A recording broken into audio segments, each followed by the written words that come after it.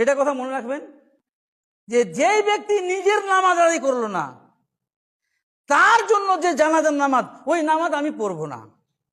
আপনাদেরকে আমি পরিষ্কার বলছি, কারণ আমাদের মতো কিছু পেট পূজারী আলেমের জন্য আজকে বেনামাজির সংখ্যা বাড়ছে সমাজে।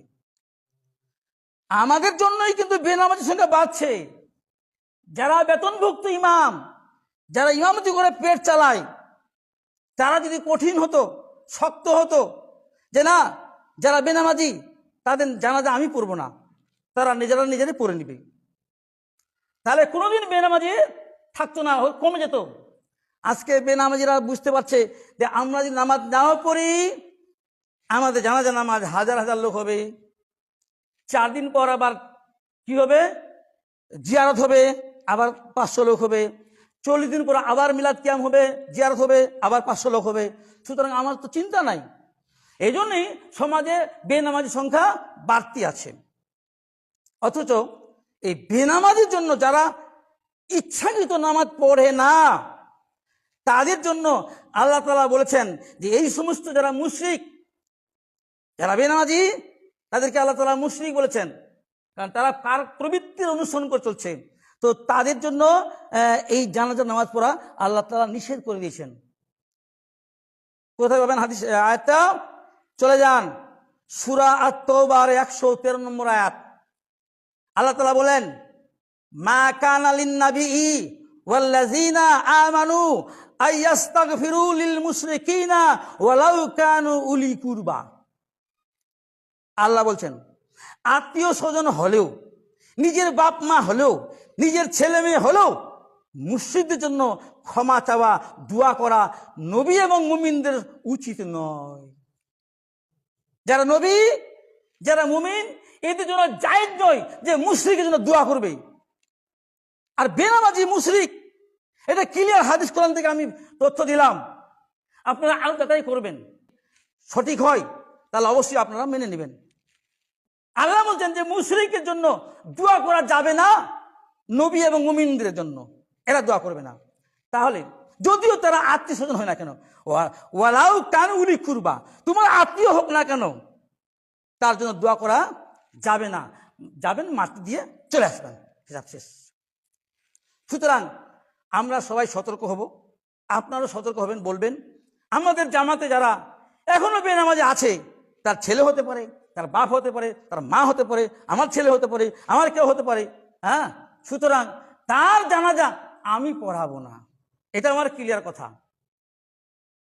যারা বেনামাজি, তার জানাজা আমাকে পড়াতে বলবেন না, এটা আমার পরিষ্কার বক্তব্য এবং আমার জামাতের কাছে অনুরোধ। এই ঢিলামি থাকার জন্য আজকে মসজিদ ফাঁকা।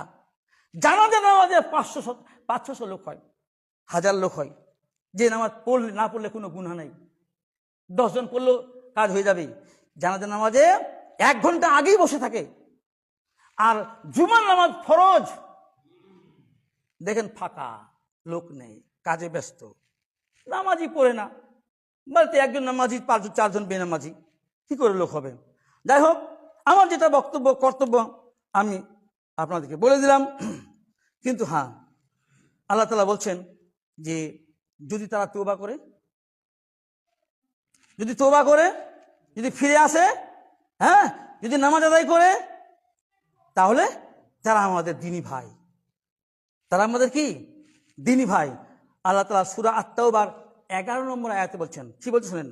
আল্লাহ তাআলা বলেন, ফাইন তাবু ওয়া আকামুস সালাহ ওয়া আতাউজ যাকাত ফাইখওয়ানুকুম ফিদ্দীন। আল্লাহ বলেন, তারা যদি তওবা করে ফিরে আসে, তওবা মানে ফিরে আসা। আমি নামাজ পড়ছিলাম না আল্লাহ, আজ থেকে আমি তওবা করছি, আমি নামাজ পড়বো, ফিরে আসবো। আল্লাহ বলেন, তোমার পূর্বের সমস্ত পাপ আমি ক্ষমা করে দিলাম। বুঝতে পারছেন? আজকে যদি তওবা করে, 20 বছর নামাজ পড়েনি, আজকে তওবা করছে, আল্লাহ আমি তওবা করছি, ফিরে আসছি, এই আজকে জুমা থেকে নামাজ আদায় করছি, আর আমি বেনামাজি থাকবো না। আল্লাহ বলছে সূরা ফুরকানের 70 নম্বর আয়াতে যে তোমার পূর্বের যত পাপ আছে আমি মুছে দিলাম। শুধু মুছে দিইনি, ওই ফাঁকা জায়গাটা নেকি দিয়ে পূরণ করে দিলাম। সুবহানাল্লাহ, কত বড় আল্লাহ দয়ালু, কত বড় মহান। আপনি সারা জীবন মদ খেতেন, সারা জীবন পাপ করেছেন, জেনা করেছেন, ওই মদ খাওয়া, ওই জেনার পাপগুলা আল্লাহ এত রহম দয়ালু যে নেকি দিয়ে পূরণ করে দিলেন। সুবহানাল্লাহ, বলেন কত বড় আমরা ভাগ্যবান। তো আল্লাহ তাআলা বলছেন যে যারা ফিরে আসবে, আমাদের কেউ আত্মীয় যদি তওবা করে ফিরে আসে, নামাজ পড়ে, যাকাত দেয়, ইনশাল্লাহ ইনশাল্লাহ ওরা আমাদের দিনী ভাই, আমরা ওদের জানাজা পড়বো এবং পড়াবো ইনশাল্লাহ। আলহামদুলিল্লাহি ওয়াহদা ওয়াসসালাতু ওয়াসসালামু আলা মান লা নাবিয়্যা বা'দা, আম্মা বা'দ। ফাকাল আল্লাহু তাআলা ফি কুরআনিল মাজিদ ওয়াল ফুরকানিল হামিদ, ফাআউযু বিল্লাহি মিনাশ শাইতানির রাজীম, ওয়া আকিমুস সালাতা ওয়া লা তাকুনু মিনাল মুশরিকিন। আন জাবিরিন ক্বাল ক্বালা রাসূলুল্লাহি সাল্লাল্লাহু আলাইহি ওয়াসাল্লাম, বাইনাল আবদি ওয়া বাইনাল কুফরি তারকুস সালাহ। রাহু তিরমিজি, হাজা হাদিসুন সহিহ। সম্মানিত উপস্থিতি, প্রশংসা মহান রাব্বুল আলামিনের জন্য, সালাত ও সালাম বর্ষিত হোক আল্লাহ রাসূলের উপর সাল্লাল্লাহু আলাইহি ওয়াসাল্লাম। সম্মানিত হাজিরিন, আজকে এই পবিত্র জুমার দিনে আমি আপনাদের সামনে সূরা রুমের 31 নম্বর আয়াত তেলাওয়াত করেছি এবং সুনানে আত-তিরমিজির 2620 নম্বর হাদিস পেশ করেছি। উক্ত কোরআন মাজিদের আয়াত এবং সহিহ হাদিসকে সামনে রেখে আজকের সংক্ষিপ্ত জুমার খুতবার বিষয়বস্তু সালাতের নিষিদ্ধ সময়সমূহ কি কি, অর্থাৎ কোন কোন সময় সালাত তথা নামাজ পড়া নিষিদ্ধ, সেই সময়গুলি প্রত্যেকের জানা প্রয়োজন। তার আগে ভূমিকাতে আমরা কিছু আলোচনা করব। সালাত আদায় করা যে অপরিহার্য, নামাজ আদায় করা যে অপরিহার্য, এটা প্রত্যেক মুসলিম নরনারীর জন্য ফরজ। নামাজ আদায় করতেই হবে, এই বিষয়ে আমি সংক্ষেপে কিছু বলবো। মহান আল্লাহ তাআলা বলেন সূরা আর-রুমের 31 নম্বর আয়াত, ওয়া আকিমুস সালাতা ওয়া লা তাকুনু মিনাল মুশরিকিন। আল্লাহ তাআলা বলছেন, হে বিশ্বাসীগণ, তোমরা সালাত কায়েম করো এবং মুশরিকদের অন্তর্ভুক্ত হয়ো না। এই আয়াত থেকে যেটা আমরা বুঝতে পারলাম, যে ব্যক্তি সালাত আদায় করে কায়েম করে সে হলো মুমিন, আর যে ব্যক্তি সালাত ইচ্ছাকৃতভাবে আদায় করে না সে হলো মুশরিক। ক্লিয়ার? এছাড়া আমরা আরো জানি যে হাসরের মাঠে প্রথম যে আল্লাহ তাআলা তার বান্দাদেরকে পরীক্ষা নেবেন সেটা হলো সেজদা দিয়ে।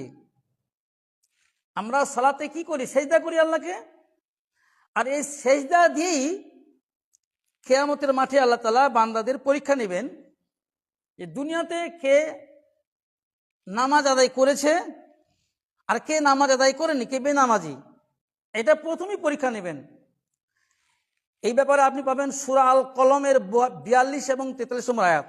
আল্লাহ তাআলা বলেন, স্মরণ করো সেই দিনের কথা যেদিন পায়ের গোছা উন্মোচিত করা হইবে, সেদিন উহাদেরকে আহ্বান করা হইবে সেজদা করিবার জন্য, কিন্তু ওরা সেজদা করতে সক্ষম হইবে না। তাহলে কি বোঝা গেল যে আল্লাহ তাআলা তার বান্দাদের প্রথম পরীক্ষা কি দিয়ে নেবেন? সেজদা দিয়ে। যারা সেদিন সেজদা করতে পারবে আর যারা পারবে না তাদেরকে ভাগ করে দিবেন দুইটা দলে। এবং কিছু মানুষ ওরা কিয়ামতের দিন, কিয়ামতের মাঠে আল্লাহকে সেজদা করতে পারবেন না।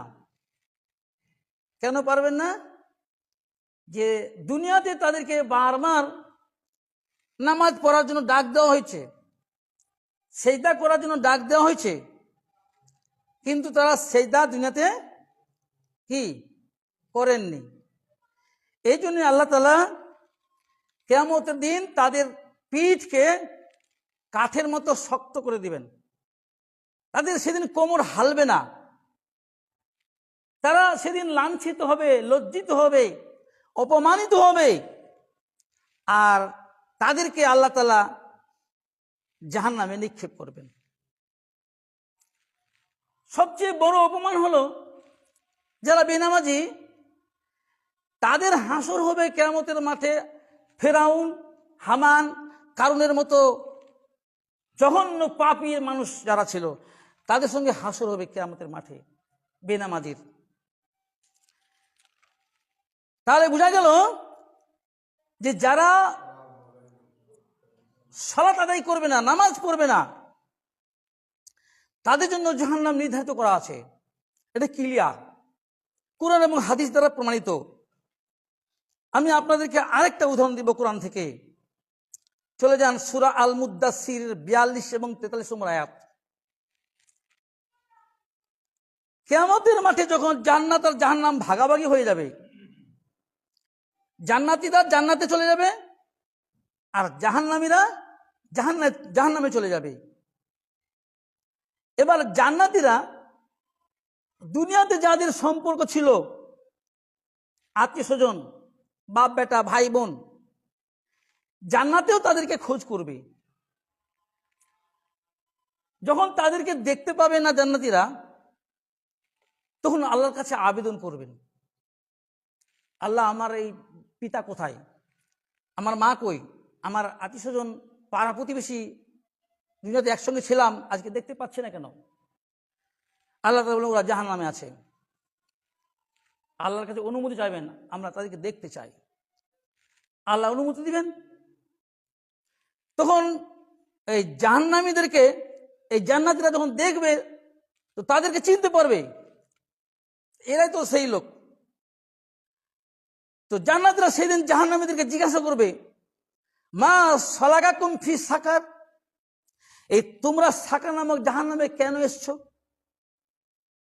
তোমরা এই জাহান্নামে কেন এসছো? তখন জাহান্নামীরা উত্তর দিবে, ক্বালু লাম নাকু মিনাল মুসাল্লিন, তারা বলবে আমরা মুসল্লি ছিলাম না, নামাজি ছিলাম না। মুসল্লি মানে কি? নামাজি। তাহলে জাহান্নামীরা জাহান্নাম থেকে উত্তর দিবে যে আমরা দুনিয়ায় নামাজি ছিলাম না, বেনামাজি ছিলাম, এই জন্যই আমরা জাহান্নামে এসেছি। তাহলে এই আয়াত থেকে আমরা পরিষ্কার বুঝতে পারলাম যে বেনামাজি এদের ঠিকানা হলো জাহান্নাম। আর বেনামাজি যে যারা নামাজ আদায় করে না, সালাত আদায় করে না ইচ্ছাকৃত হবে, তাদের ব্যাপারে হাদিসে কি হুঁশিয়ারি দিয়েছেন আল্লাহ নবী সাল্লাল্লাহু আলাইহি ওয়াসাল্লাম? শুনেন, কাফের এবং মুমিনের মধ্যে পার্থক্য হলো নামাজ। কাফের আর মুমিনের মধ্যে পার্থক্য কি? নামাজ। সুনান তিরমিজি 2618 নম্বর হাদিস। আন জাবিরিন আন্না নবী সাল্লাল্লাহু আলাইহি ওয়াসাল্লাম قال বাইনাল কুফরি ওয়াল ঈমানি তারকুস সালাহ। জাবির রাদিয়াল্লাহু আনহু থেকে বর্ণিত, তিনি বলেন রাসূলুল্লাহ সাল্লাল্লাহু আলাইহি ওয়াসাল্লাম বলেছেন যে কাফের আর ঈমানের মধ্যে পার্থক্য হলো, কুফর আর ঈমানের মধ্যে পার্থক্য হলো নামাজ ত্যাগ করা। বুঝা গেল? কুফর আর ঈমানের মধ্যে পার্থক্য কি? নামাজ। যে ব্যক্তি নামাজি সেই ব্যক্তি ঈমানদার, যে ব্যক্তি নামাজি নেই সে কুফরি করলো, সে কাফের হয়ে গেল। সুতরাং আরেকটা উদাহরণ দিচ্ছি, বান্দা এবং শিরক আর কুফরের মধ্যে পার্থক্য হলো সালাত। এই হাদিসে বান্দা, আল্লাহর যে মুমিন বান্দা, আর শিরক মুশরিক, এর মধ্যে পার্থক্য কি? নামাজ। তিরমিজির 2619 নম্বর হাদিস। রাসূল সাল্লাল্লাহু আলাইহি ওয়াসাল্লাম বলছেন বাইনাল আবদি ওয়া বাইনা শিরকি আবিল কুফরি তারকুস সালাহ। রাসূলুল্লাহ সাল্লাল্লাহু আলাইহি ওয়াসাল্লাম বলছেন যে মুমিন বান্দা এবং শিরকের মধ্যে অথবা বান্দা এবং কুফরের মধ্যে পার্থক্য হলো নামাজ ত্যাগ করা। হাদিস সহিহ। তাহলে বোঝা গেল যে মুমিন আর কাফের মধ্যে পার্থক্য হলো নামাজ। আরেকটা হাদিস নিয়ে উদাহরণ, যে ব্যক্তি ঈমান আনবে তার সাথে মুমিনের চুক্তি হলো নামাজ। আল্লাহ নবী যাকে বায়াত করাতেন, যাকে কলমা পড়াতেন, যাকে ঈমান দেওয়াতেন, তখন তিনি এই চুক্তি করতেন যে মৃত্যু পর্যন্ত নামাজ আদায় করতে হবে। হাদিসটি পাবেন তিরমিজির 2621 নম্বর হাদিস। বুরাইদা রাদিয়াল্লাহু আনহু হতে বর্ণিত, তিনি বলেন রাসূলুল্লাহ সাল্লাল্লাহু আলাইহি ওয়াসাল্লাম বলেছেন, আহাদুল্লাযী বাইনানা ওয়া বাইনাহুম আস-সালাহ ফামান তারাকাহা ফাকাদ কাফার। অর্থ কি? নবীজি বলছেন আমাদের মধ্যে আর কাফেরদের মধ্যে চুক্তি হলো নামাজ। আমাদের মধ্যে আর কাফের মধ্যে চুক্তি কি? নামাজ। সুতরাং যে ব্যক্তি নামাজ ছেড়ে দিল সে কুফরি করলো।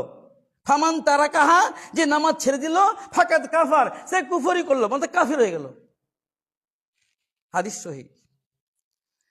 সুতরাং পরিষ্কার বোঝা গেল যে বেনামাজি যদি স্থায়ীভাবে ইচ্ছাকৃত নামাজ না পড়ে, বছরে একদিন নামাজ পড়ে না, সপ্তাহে একদিন পড়লেও কিন্তু বেনামাজি, সপ্তাহে শুধু জুমা পড়ে সেও বেনামাজি। কারণ 7-5 35 ওয়াক্ত, তার মধ্যে 1 ওয়াক্ত খালি জোহরের বদল জুমা পড়লো, ওটা নামাজ হবে না। বছরে একদিন নামাজ পড়লো, ঈদের নামাজ, সেও বেনামাজি। কিংবা জানাজা নামাজ পড়লো, ফরজে কিফায়া পড়লে নাকি না পড়লে কোনো গুনাহ নাই, সেও বেনামাজি। তো এছাড়া সাহাবাদের ইজমা ছিল যে কোন সাহাবী নামাজ ছাড়া অন্য কোনো আমল ছেড়ে দেওয়াকে কুফরি কাজ বলে মনে করতেন না।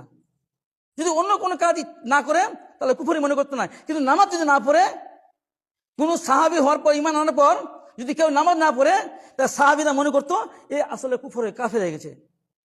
এই জন্যই নবীর জামানায় যারা মুনাফিক ছিল নবীর সঙ্গে, তারাও নামাজ পড়তো। কেন? ভয়ে। কিসের ভয়? যে যেন জানাজানি না হয়ে যায় আমি মুনাফিক, ভয়ে নামাজ পড়তো। কারণ নামাজ না পড়লে সাহাবীরা মনে করতো যে এ কাফের। এই জন্য যারা মুনাফিক, জাহান্নামের সবচেয়ে গভীর থাকবে, তারাও নামাজ পড়তো। তাহলে বোঝা গেল যে বেনামাজির সে মুমিন নয়। সুতরাং আমি একটা কথা আপনাদের বলছি, এটা কথা মনে রাখবেন, যেহেতু আজকে লোক সংখ্যা অনেক কম, যে যেই ব্যক্তি নিজের নামাজ আদায় করলো না, তার জন্য যে জানাজার নামাজ, ওই নামাজ আমি পড়বো না। আপনাদেরকে আমি পরিষ্কার বলছি। কারণ আমাদের মতো কিছু পেট পূজারী আলেমের জন্য আজকে বেনামাজির সংখ্যা বাড়ছে সমাজে। আমাদের জন্যই কিন্তু বেনামাজির সংখ্যা বাড়ছে। যারা বেতনভুক্ত ইমাম, যারা ইমামতি করে পেট চালায়, তারা যদি কঠিন হতো, শক্ত হতো যে না, যারা বেনামাজি তাদের জানাজা আমি পড়বো না, তারা নিজেরাই পড়ে নিবে, তাহলে কোনোদিন বেনামাজি থাকতো না, কমে যেত। আজকে বেনামাজিরা বুঝতে পারছে যে আমরা যদি নামাজ নাও পড়ি, আমাদের জানাজা নামাজ হাজার হাজার লোক হবে, 4 দিন পর আবার কি হবে, জিয়ারত হবে, আবার 500 লোক হবে, 40 দিন পর আবার মিলাদ কিয়াম হবে, জিয়ারত হবে, আবার 500 লোক হবে। সুতরাং আমার তো চিন্তা নাই। এই জন্যই সমাজে বেনামাজি সংখ্যা বাড়তি আছে। অথচ এই বেনামাজির জন্য যারা ইচ্ছাকৃত নামাজ পড়ে না, তাদের জন্য আল্লাহ তাআলা বলেছেন যে এই সমস্ত যারা মুশরিক, যারা বেনামাজি, তাদেরকে আল্লাহ তাআলা মুশরিক বলেছেন, কারণ তারা কার প্রবৃত্তির অনুসরণ করে চলছে। তো তাদের জন্য এই জানাজা নামাজ পড়া আল্লাহ তাআলা নিষেধ করে দিয়েছেন। কোথায় পাবেন হাদিস আয়াতটা? চলে যান সূরা আত-তাওবার 113 নম্বর আয়াত। আল্লাহ তাআলা বলেন, মা কানা লিন-নাবিয়্যি ওয়াল্লাযীনা আমানু আইয়াস্তাগফিরু লিল মুশরিকিনা ওয়ালাউ কানু উলি কুরবা। আল্লাহ বলছেন, আত্মীয় স্বজন হলেও, নিজের বাপ মা হলেও, নিজের ছেলে মেয়ে হলেও মুশরিকদের জন্য ক্ষমা চাওয়া, দোয়া করা নবী এবং মুমিনদের উচিত নয়। যারা নবী, যারা মুমিন, এদের জন্য জায়েজ নয় যে মুশরিকের জন্য দোয়া করবে। আর বেনামাজি মুশরিক, এটা ক্লিয়ার হাদিস কোরআন থেকে আমি তথ্য দিলাম। আপনারা আরো যাচাই করবেন, সঠিক হয় তাহলে অবশ্যই আপনারা মেনে নেবেন। আল্লাহ বলছেন যে মুশরিকের জন্য দোয়া করা যাবে না, নবী এবং মুমিনদের জন্য এরা দোয়া করবে না। তাহলে যদিও তারা আত্মীয় স্বজন হয় না কেন, ওয়ালাউ কানু উলি কুরবা, তোমার আত্মীয় হোক না কেন, তার জন্য দোয়া করা যাবে না। যাবেন মাটি দিয়ে চলে আসবেন, হিসাব শেষ। সুতরাং আমরা সবাই সতর্ক হব, আপনারাও সতর্ক হবেন, বলবেন আমাদের জামাতে যারা এখনো বেনামাজে আছে, তার ছেলে হতে পারে, তার বাপ হতে পারে, তার মা হতে পারে, আমার ছেলে হতে পারে, আমার কেউ হতে পারে, হ্যাঁ। সুতরাং তার জানাজা আমি পড়াবো না, এটা আমার ক্লিয়ার কথা। যারা বেনামাজি তার জানাজা আমাকে পড়াতে বলবেন না, এটা আমার পরিষ্কার বক্তব্য এবং আমার জামাতের কাছে অনুরোধ। এই ঢিলামি থাকার জন্য আজকে মসজিদ ফাঁকা। জানাজা নামাজে 500-600 লোক হয়, 1000 লোক হয়, যে নামাজ পড়লে না পড়লে কোনো গুনাহ নেই, 10 জন পড়লেও কাজ হয়ে যাবে। জানাজা নামাজে 1 ঘন্টা আগেই বসে থাকে। আর জুমার নামাজ ফরজ, দেখেন ফাঁকা, লোক নেই, কাজে ব্যস্ত, নামাজি পড়ে না। বলতে একজন নামাজি 5-4 জন বেনামাজি, কি করে লোক হবে? যাই হোক, আমার যেটা বক্তব্য কর্তব্য আমি আপনাদেরকে বলে দিলাম। কিন্তু হ্যাঁ, আল্লাহ তাআলা বলছেন যে যদি তারা তওবা করে, যদি ফিরে আসে, হ্যাঁ, যদি নামাজ আদায় করে, তাহলে তারা আমাদের দ্বীনি ভাই, তারা আমাদের কি দ্বীনি ভাই। আল্লাহ তাআলা সূরা আত-তাওবার 11 নম্বর আয়াতে বলছেন, কি বলতে শুনেন। আল্লাহ তাআলা বলেন, ফাইন তাবু ওয়া আকামুস সালাহ ওয়া আতাউজ যাকাত ফাইখওয়ানুকুম ফিদ্দীন।